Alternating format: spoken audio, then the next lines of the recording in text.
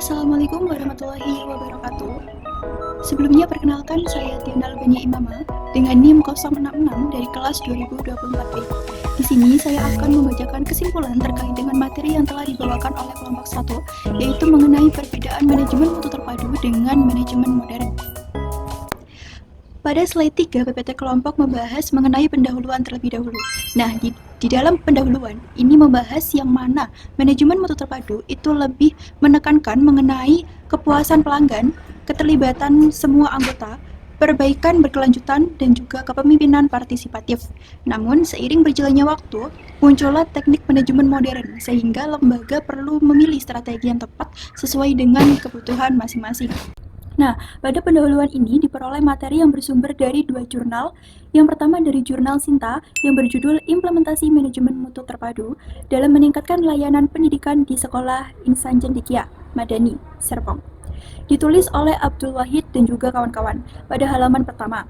Yang mana inti dari kalimat yang dikutip yakni membahas mengenai pendekatan yang berfokus pada peningkatan kualitas, prinsip MMT, dan produktivitas internal dan juga eksternal. Sumber yang kedua dengan judul Manajemen Kualitas Terpadu atau Total Quality Management dalam konteks pendidikan ditulis oleh Vinny Muslihatul Zahro pada halaman pertama. Dalam uraian ini menekankan bahwa dalam suatu lembaga pendidikan penting untuk berlandaskan pada MMT untuk terus melakukan perbaikan dan juga kepuasan pelanggan agar menghasilkan pendidikan yang berkualitas. Pada slide keempat, membahas mengenai macam-macam teknik manajemen modern. Yang pertama adalah TQM atau Total Quality Management, yang mana disebutkan bahwa terdapat 3 proses manajerial utama, yaitu Quality Planning, Quality Control, dan Quality Improvement. Pada pembahasan sumber yang diambil berjudul Implementasi Total Quality Management atau TQM di Lembaga Pendidikan. Ditulis oleh Feby Ismail pada halaman 3, yang mana Total Quality Management merupakan filosofi seperangkat alat yang diwujudkan dalam bentuk pelaksanaan. Menurut Juran, terdapat 3 proses manajerial yang dikenal dengan trilogi Juran, yaitu planning yang merupakan proses identifikasi pelanggan dengan karakteristik yang tepat guna memuaskan pelanggan. Quality control, yang mana produk harus benar-benar diperiksa dan dievaluasi. Quality improvement, yang mana suatu proses yang dapat dicapai secara berkelanjutan untuk mempertahankan pencapaian sebelumnya. Pada slide kelima, membahas mengenai teknik manajemen modern yang kedua, yaitu Lean Management, yang mana membahas terkait prinsip utama Lean Management dan peluang penerapannya. Pada pembahasan, sumber yang diambil berjudul Implementasi Manajemen di Perguruan Tinggi Swasta Berbasis Digital, ditulis oleh Dedi Setiadi dan juga kawan-kawan pada halaman ke-247 sampai dengan 248, membahas mengenai prinsip utama Lean Management yang merupakan identifikasi nilai atau value, penciptaan aliran nilai atau value stream, mengurangi pemborosan dan juga adanya perbaikan berkelanjutan atau Kaizen. Kemudian, peluang implementasi Lean Management berbasis digital di PTS membuka peluang yang cukup signifikan, di antaranya efisiensi biaya dan waktu, peningkatan kualitas layanan, kompetisi global. Selain itu juga menawarkan peluang lain seperti efisiensi operasional, seperti proses administratif penjadwalan kelas, peningkatan pengalaman mahasiswa, dan juga dukungan untuk perbaikan berkelanjutan. Pada slide ke-6, membahas mengenai teknik manajemen modern yang ketiga, yaitu Balanced Scorecard atau BSC, yang membahas terkait sistem manajemen yang digunakan untuk mengukur kinerja organisasi, termasuk lembaga pendidikan, dari berbagai perspektif. Menurut Indrajit, terdapat 4 perspektif, yaitu keuangan, stakeholder, proses internal, pembelajaran, dan pertumbuhan.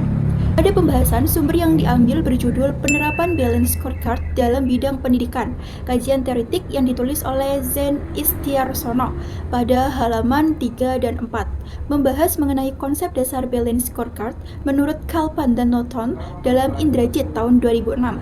Terdapat 4 perspektif yang dapat diukur. Yang pertama, perspektif keuangan seperti kinerja operasi perusahaan.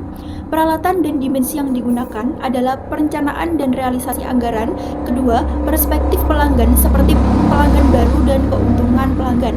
Yang ketiga, proses internal seperti biaya, efisiensi, kecepatan, produktivitas, dan lain-lain.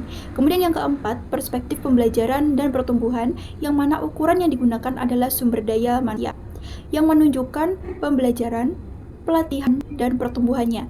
Sehingga manfaat dari keempat perspektif tersebut adalah perspektif keuangan, memberikan informasi tentang perbaikan yang berhubungan dengan keuangan.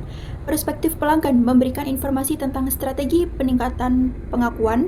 Perspektif proses internal memberikan informasi tentang bisnis secara internal untuk memastikan sesuai dengan spesifikasi masyarakat. Perspektif pembelajaran dan pertumbuhan memberikan informasi tentang kesenjangan kemampuan setiap individu untuk mencapai kinerja yang baik. Pada halaman 4 membahas terkait balance scorecard, yang mana Louis dan Biromo berpendapat bahwa balance scorecard merupakan instrumen kinerja dalam membantu organisasi untuk mencapai tujuan yang diinginkan melalui visi dan misi perusahaan dengan strategi yang diimplementasikannya. Slide ke-7 membahas mengenai teknik manajemen modern yang keempat, yakni terkait dengan Six Sigma, yang mana terdapat tahapan yang disebut DMAIC.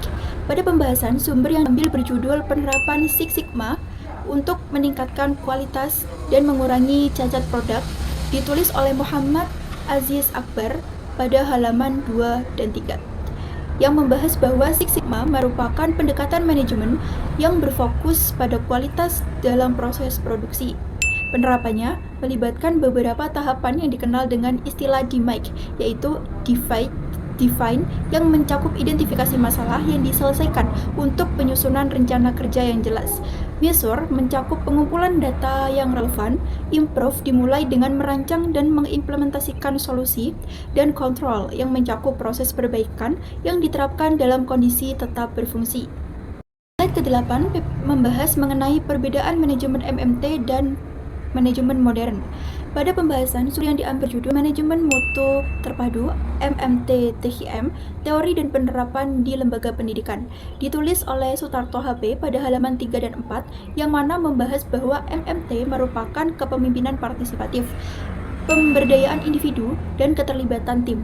Itulah yang membedakan MMT dengan manajemen lainnya, namun tetap berpegang pada prinsip peningkatan mutu berkelanjutan. Slide ke-9 membahas mengenai perbedaan manajemen MMT dengan manajemen modern lainnya. Pada pembahasan, sumber yang diambil berjudul Manajemen Kualitas Terpadu atau Total Quality Management dalam konteks pendidikan, ditulis oleh Vini Muslihatus Zahro pada halaman 50, yang membahas bahwa terdapat 4 perbedaan utama MMT dengan manajemen lainnya. Pertama, mengenai asal intelektualnya. Sebagian besar manajemen berasal dari ilmu sosial, mikroekonomi dasar dari manajemen keuangan, dan THM dari statistika.